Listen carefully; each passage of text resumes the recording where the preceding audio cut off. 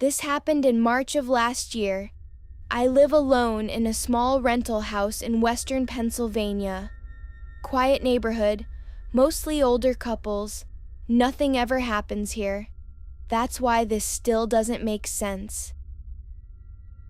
It was a Thursday night, around 11:40 p.m. I remember the time because I had just turned my TV off and was heading upstairs to bed. That's when I heard my back door open. Not a knock, not someone trying the handle. It opened. Slow, the sound of the hinges dragging. At first I thought maybe I forgot to lock it. My stomach dropped immediately. I froze at the bottom of the stairs and just listened. The house was completely dark except for the kitchen light I'd left on. I heard footsteps, slow, careful, like someone trying not to be loud, moving from the kitchen into the living room. I didn't shout, I didn't move. I quietly stepped backward up the stairs, one step at a time. The footsteps stopped. Dead silence. And then I heard something that made my blood run cold. My own voice from downstairs. Hello? It wasn't muffled. It wasn't distant. It sounded exactly like me. Same tone, same pitch, just slightly off in rhythm, like someone replaying a recording. I nearly lost my balance on the stairs. I hadn't said anything. I backed up faster, trying not to let the steps creak.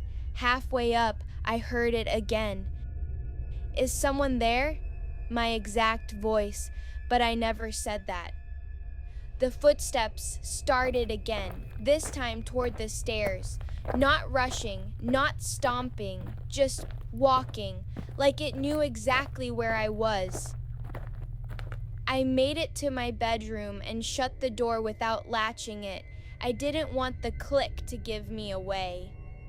I slid into my closet and pulled the door mostly closed, leaving just a crack to see through. That's when I heard it climb the stairs. Slow, each step deliberate. No hesitation, no confusion. Like it had done this before. It stopped outside my bedroom. The doorknob turned gently. The door creaked open, and then I heard it speak again, right inside my room. Where are you? My voice. Perfect this time. Not distorted, not stretched. Perfect. I could see part of my room through the crack in the closet door.